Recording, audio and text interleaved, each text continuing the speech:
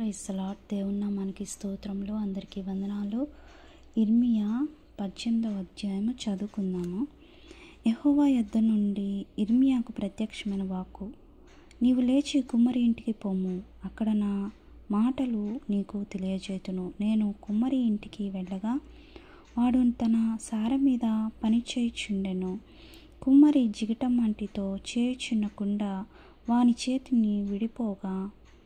చేతిలో విడిపోగా ఆ జిగటమన్ను మరలా తీసుకొని కుమ్మరి తనకు యుక్తమైనదిగట్టుగా దానితో మరలా ఇంకో కుండను చేశాడంట. అంతటా యెహోవా వాక్కు నాకు ప్రత్యక్షమై ఇలాగూ సెలవిచ్చెను. ఎవరికి? ఇర్మియాకి. కాబట్టి ఇశ్రాయేలీయులారా, ఈ కుమ్మరి మంటికి చేసినట్లు నేను మీకు చేయలేదా అని అడుగుతున్నారంట. కాబట్టి ఇదే యెహోవా వాక్కు. జిగటమన్ను కుమ్మరి చేతిలో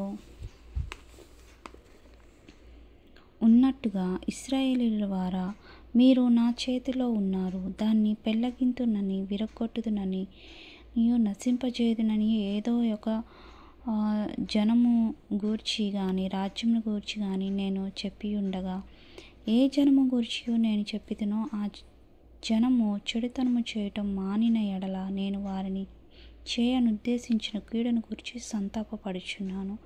కాబట్టి కట్టెదననియో నాటెదననియో ఒక జనమును గురించి కానీ రాజ్యమును గురించి కానీ నేను చెప్పి ఉండగా ఆ జనమును నా మాట వినకుండా నా దృష్టికి కీడు చేసిన ఎడల దాన్ని చేయదలిచిన మేలును గురించి నేను సంతాపపడుచున్నానంట. కాబట్టి నీవు వెళ్ళి యూదావానితోనూ యెరూషలేము నివాసులతోనూ ఇట్లనము, యెహోవా సెలవిచ్చినది మాట ఏంటంటే,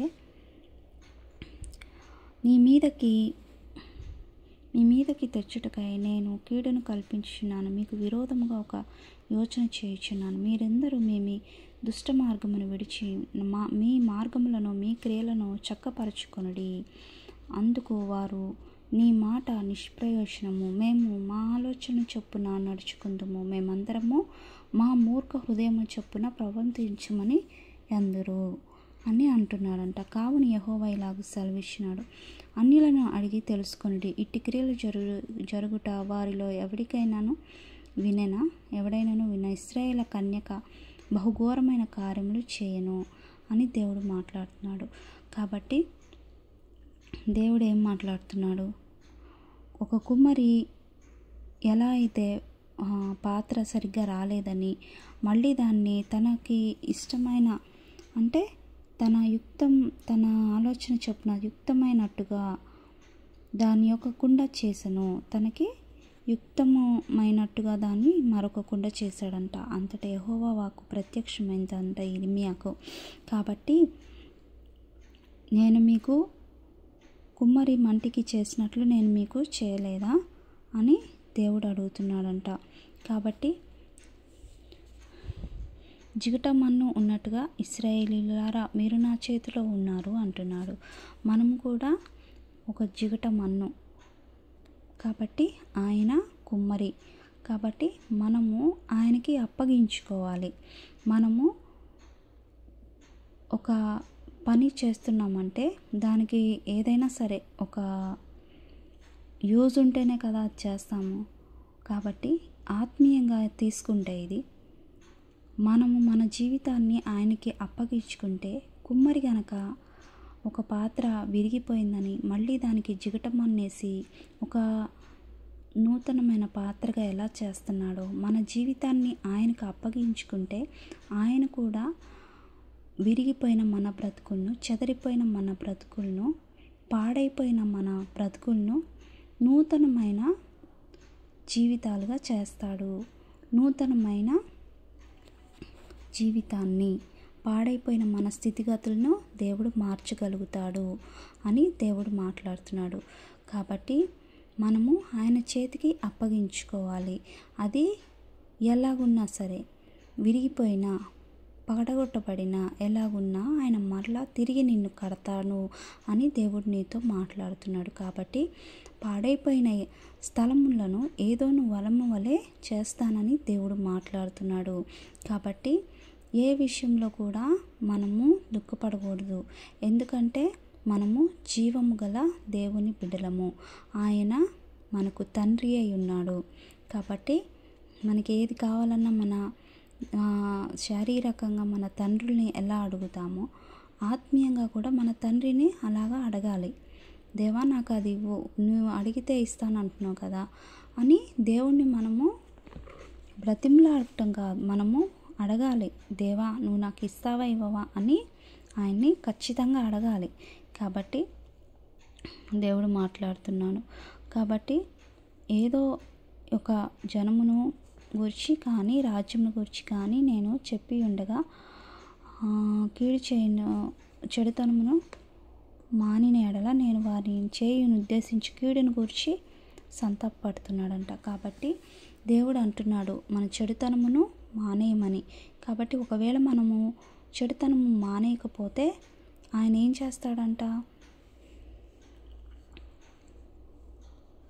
నా జనులు నా మాట వినకుండా నా దృష్టికి కీడు చేయాలని మేలును గురించి నేను సంతాపపడుచున్నాను. కాబట్టి మనము ఆయన మాట వినకపోయినా ఆయన బాధపడుతున్నాడంట. దేనికి? మేలును గురించి. వీళ్ళకి నేను మేలు ఎలా చేయాలి, వీళ్ళు నా మాట వినట్లేదు, వీళ్ళకి నేను మేలు అనేది నేను ఎలా చేయాలి అని ఆయన మన నిమిత్తమై బాధపడుతున్నాడంట. కాబట్టి ఆయనకి దుఃఖకరంగా, ఆయనకు ఆయాసకరంగా మనం ఉండకూడదు.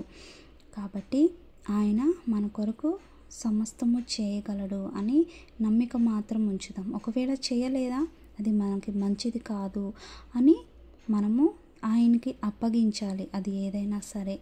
కాబట్టి ఈరోజు నీతో నాతో దేవుడు మాట్లాడుతుంది ఏంటంటే, మన జీవితము జిగట మన్ను అయిన మన జీవితము, పాపకరమైన జీవితము, మన జిగట మన్ను అనే జీవితము ఆయన చేతికి అప్పగిద్దాము.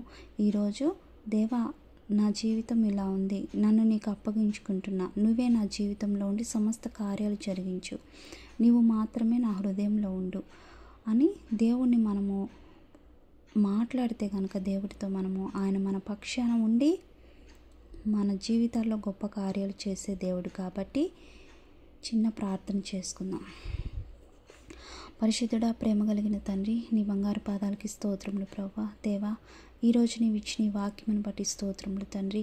దేవా ఒక కుమ్మరి నాయన కుండని సరిగ్గా రాలేదని నాయన తనకి యుక్తమైన ఆలోచన చొప్పున ఒక నూతనమైన కుండని చేశాడు ప్రభువా. అలాగే నాయన పాడైపోయిన మా జీవితాల్ని, శిథిలమైపోయిన మా బ్రతుకుల్ని మీ చేతిలో పెడుతున్నాము ప్రభువా. నీవు కుమ్మరివై ఉన్నావు కాబట్టి మా జీవితాలను కూడా ఒక నూతనమైన పాత్రలుగా మార్చగలిగిన గొప్ప దేవుడు ప్రభువా. నీవు తప్ప మాకెవరున్నారయ్యా? దయచేసి తండ్రి మా జీవితాలు ఈ రోజు నుంచి నీకు అప్పగించుకుంటున్నాం తండ్రి. మాలో సమస్తమును నాయన, మా కష్టాలైనా, బాధలైనా, శోధనలైనా ఏదైనప్పటికీ తండ్రి మిమ్మల్ని వెంబడిస్తున్నాము. మీరు మా జీవితాల్లో ఉండి సమస్తమును జరిగించండి. మాకు జయ జీవితాలు దయచేయండి తండ్రి. నీకు స్తోత్రములు.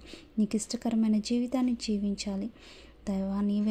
నాయన మాకు తోడుండి సహాయం చేసి మా కుటుంబీకుల్ని ప్రతి ఒక్కరిని అయా మీరు దీవించండి. మా ప్రార్థన మా కుటుంబాలకి ప్రాకారాలుగా, మా బిడ్డలకి దీవెనకరంగా ఉండాలని ప్రార్థిస్తూ చిన్ని ప్రార్థనలో తప్పులుంటే క్షమించి నీ సన్నిధికి చేర్చుకోమని నజరేయుడైన యేసు నామములో ప్రార్థిస్తున్నాను తండ్రి.